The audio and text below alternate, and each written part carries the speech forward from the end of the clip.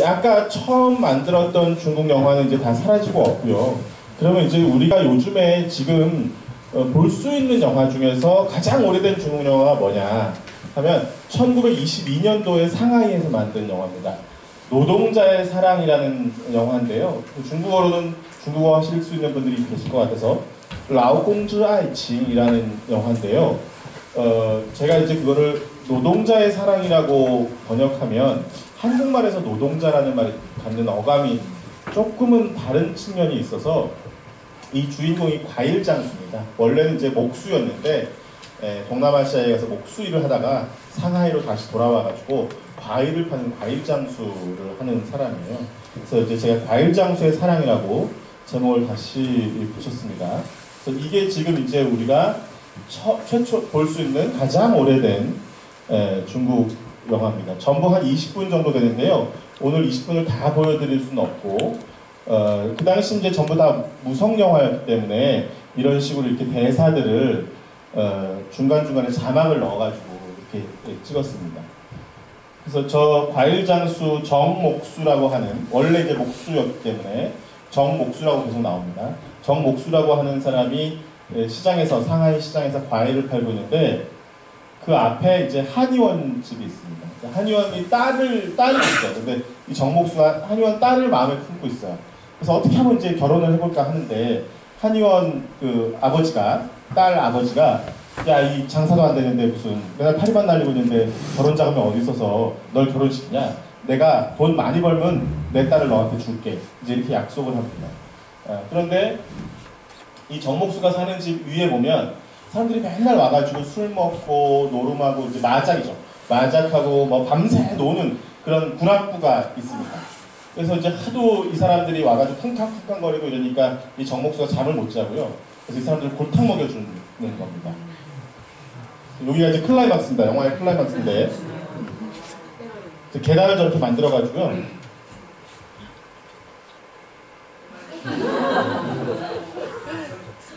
이렇게 이제 딱 당기니까 이제 쭉 미끄럼틀이 돼가지고 사람들이 이제 넘어지는 거죠.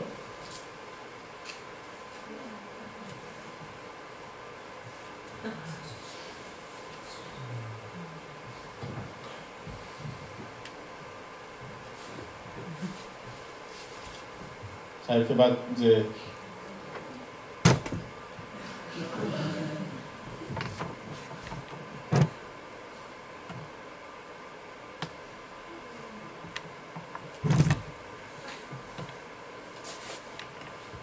자, 그래서 저렇게 막 다친 사람들이 어디로 갔을까요? 한의원으로 갔겠죠. 네.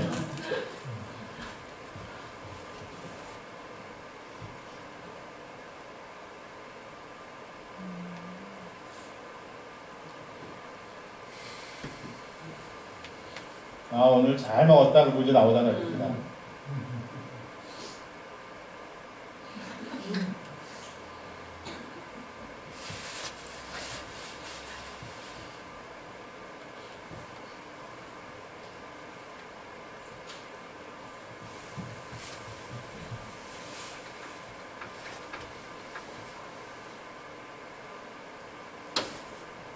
네, 이렇게 이제 한의원을 찾아갑니다. 그래서 돈을 버는 거죠. 한의원.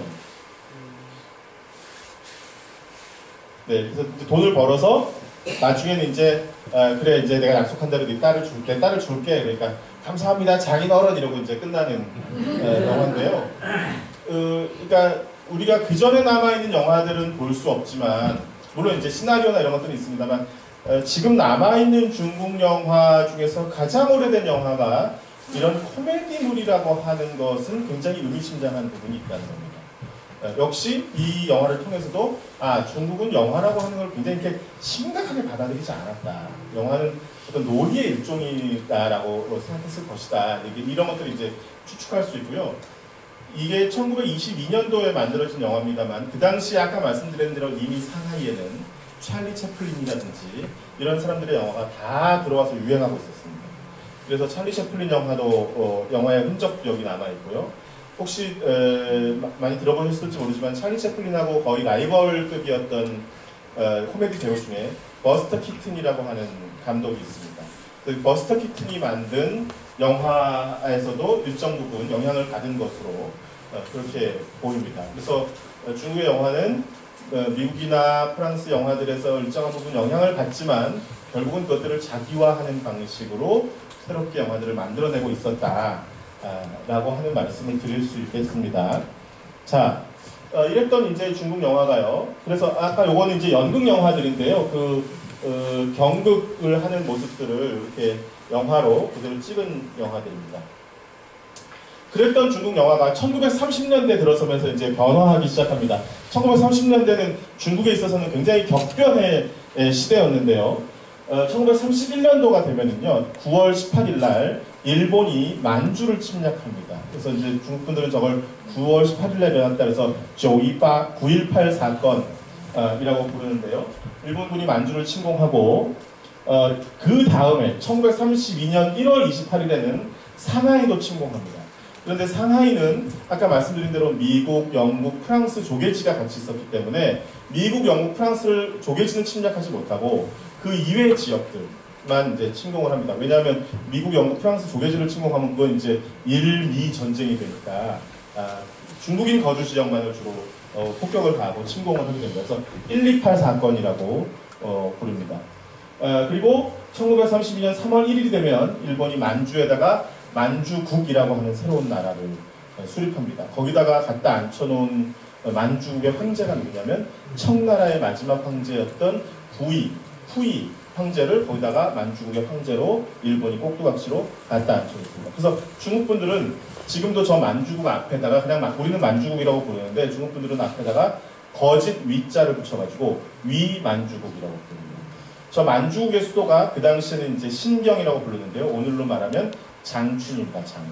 장춘에 그래서 혹시 가보실 일이 있으시면 그 위만주국의 황제가 살았던 위황궁, 거기 황궁이라는 말 앞에도 위자를 붙여가지고 가짜 황궁이라는 뜻이죠.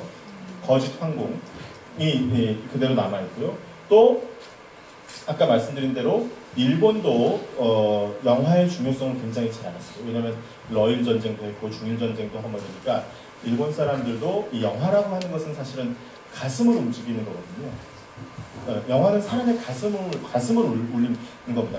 좋은 영화를 한 편 보고 나면 가슴이 뛰입니다. 막 가슴이 뜨거워집니다. 저는 그 경험을 초등학교 6학년 때인가 중학교 1학년 때인가 처음으로 했습니다. 텔레비전에서 어느 날 흑백으로 진짜 좋아해라는 영화가 나왔어요. 이덕화하고 이매진이 주연했고, 그죠? 근데 그거를 밤새 한 11시쯤 했을 것 같은데 2시간 동안 했으니까 한 새벽 1시 정도까지 봤겠죠? 그리고 나서 그 어린 소년의 마음으로 밤새 잠을 못 이뤘습니다. 어쩌면 그 경험이 제가 영화를 계속 하는데 계속 어떤 그 동력이 됐을지도 모르는데 아마 다 그런 경험들이 있을 거예요. 내 인생의 영화 그러면 딱 한 편만 꼽아봐라. 나의 가슴을 울렸던 영화. 영화는 그렇게 사람의 가슴을 움직이는 예술이거든요. 독서는, 책은 사람의 머리를 움직이게 하는 겁니다.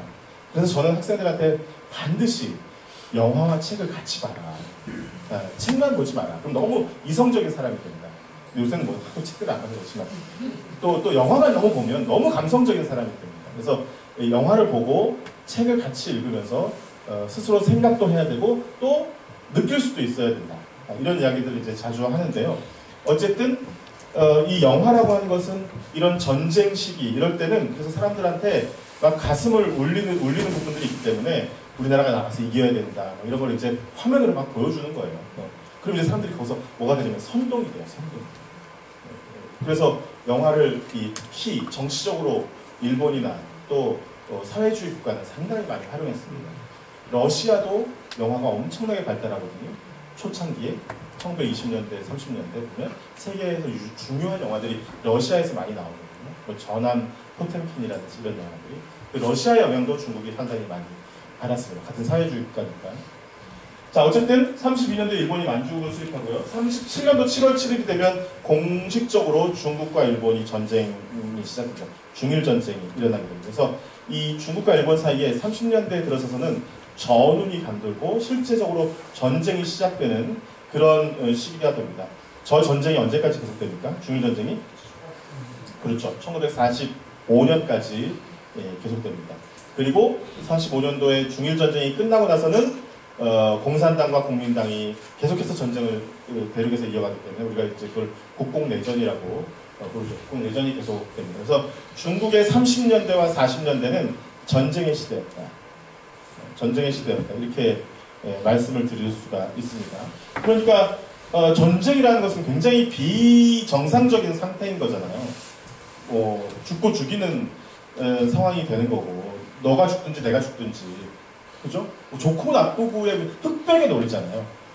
전쟁 때 중간에 서 있으면 어떻게 됩니까? 회색, 나는 여기가 좋은 것 같기도 하고 여기가 좋은 것 같기도 해. 그럼 어떻게 됩니까? 둘 모두로부터 적으로 간주돼서 그 자리에서 그냥 죽는 거예요. 그죠? 네. 살려면 한 편을 들어야 돼요. 전쟁 때는. 평소에는 이건 이렇고 저건 이렇고 막 하지만, 그죠? 전쟁은 흑백의 논리이기 때문에.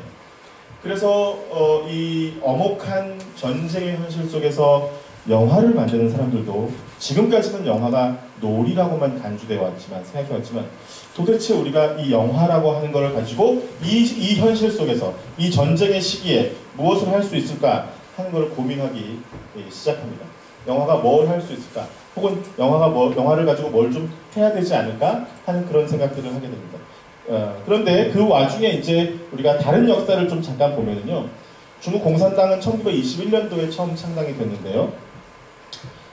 중국 공산당이 사실은 그 국민당보다 세력이 훨씬 약했었죠. 그랬는데 그 국민당과 일본군이 이제 지속적으로 아까 말씀드린 대로 이 북부 지역부터 시작해서 공산당을 압박해 오거든요. 1934년부터 36년까지 대장정이라고 하는 걸 합니다. 군사들 이끌고 쭉 그 남부 지역을 돌고 남서부 지역을 돌아서 예난이라고 하는 도시에 정착할 때까지 2만 5천리 대장정을 한다고 하는데요. 그 과정 중에 이제 마오쩌둥이 공산당의 지도자로서 우뚝 서게 되는 그런 이제 상황이 있었습니다. 그래서 이런 과정들을 거치면서 공산당도 영화의 중요성을 알게 되고요. 그래서 중화 전국 분위기의 향적협회, 그러니까 중화 전국의 문학 예술계의 적에 저항하자. 항적협회라고 하는 이제 조직들이 생겨나면서 영화를 가지고 어떻게 하면 전쟁에 도움이 될 수 있을까 하는 고민들을 하기 시작합니다. 그래서 1930년대부터 나오기 시작하는 중국의 영화들은, 많은 영화들이 이 현실을 비판하고 이 어두운 현실, 전쟁의 현실, 또 계층 간의 갈등, 뭐 이런 그 사회 비판적인 영화들이 상당히 많이 나옵니다. 사회적인 문제, 정치적인 문제들을 다루는 영화들이 상당히 많이 나오게 됩니다. 그 중에 대표적인 영화 중에 하나가 1934년도에 나온 신녀라고 하는 영화인데요. 이거 역시 무성 영화인데요. 아까 말씀드렸다시피 상하이는 아편전쟁 이후에 새로 만들어진 도시입니다. 그런데 이 상하이가 그럼 어떻게 갑자기 산업화 될 수 있었느냐 하면, 전국의 여러 도시들의 이민자들이 와서 만든 거예요. 주변에 특히 뭐 닝뽀라든지 항저우라든지 수저우라든지 이런 강소성, 절강성 지역 사람들이 굉장히 많이 들어왔지만, 전국의 많은 곳곳에 도시 사람들이 여기 와서 삶의 터전을 새로 읽으면서 도시를 만들었습니다. 그런데 중국 분들의 그 기업을 하고 장사를 하는 중요한 그 방법 중에 하나는요, 네트워킹입니다. 네트워킹인데 어떤 식의 네트워킹을 하냐면 동향 네트워킹을 합니다. 같은 고향 사람들끼리 똘똘 뭉치는 동향 네트워크를 굉장히 많이 활용합니다. 그래서 우리가 보통 화교 분들이 전 세계 경제권을 많이 장악했다고 얘기하잖아요. 그게 바로 이 동향 네트워크를 활용하는 방식으로 합니다. 그러니까 예를 들면 우리나라도 그랬습니다. 화교 분들이 예를 들어서 한국에 와서 뭐 이렇게 크게 생업을 하실 것들이 없기 때문에 이제 중국집을 많이 여셨거든요. 그런데 중국집을 누가 한 분이 여기서 열면 그 옆에 다른 분이 밀가루집을 여는 거예요. 근데 그 자기 친척이 밀가루집을 여는 거예요. 또 이쪽 집에다가는 와르바시 집을 여는 거예요. 와르바시 처음 오랜만에 듣듯이 또 저쪽 집에 옆에다가 또 닭광집을 여는 거예요. 그럼 이제 여기에 전부 몰아주는 게 되거든요. 그래서 서로가 독점을 이제 해주는 거죠. 그러면서 이 중국집이 잘 되면 밀가루집도 잘 되고 닭광집도 잘 되고 와르바시집도 잘 되는 이런 구조를 만들면서 화교 경제권이 성장해가는 방식이거든요. 그래서 이걸 동양 네트워크라고 합니다. 그래서 지금도 상하이나 북경이나 이런 대도시들에 가면 어떤 지역 이름을 딴 회관들이 많아요. 무슨 광저우 회관, 광주 회관, 무슨 뭐 절강 회관, 뭐 이런 회관들이 굉장히 많습니다. 중국에는. 그게 꼭 대륙에만 그런 게 아니라 대만에도 가면 똑같은 상황들이 벌어집니다. 자, 그래서 상하이라고 하는 도시에서 도시가 새로 생겨나니까 건설도 해야죠. 뭐 상하이는 또 항구 도시니까 조선, 뭐 물류, 유통 이런 엄청난 산업들이 많이 발전하는데 이 산업들을 다 일군 것이 누구냐면 동양 네트워크를 통한 사람들이에요. 그런데 거기서 배제되어 있었던 사람들이 누구냐면 여성들이에요. 여자들은 어디에 나가서 돈 버는 데를 안 끼워주는 거예요.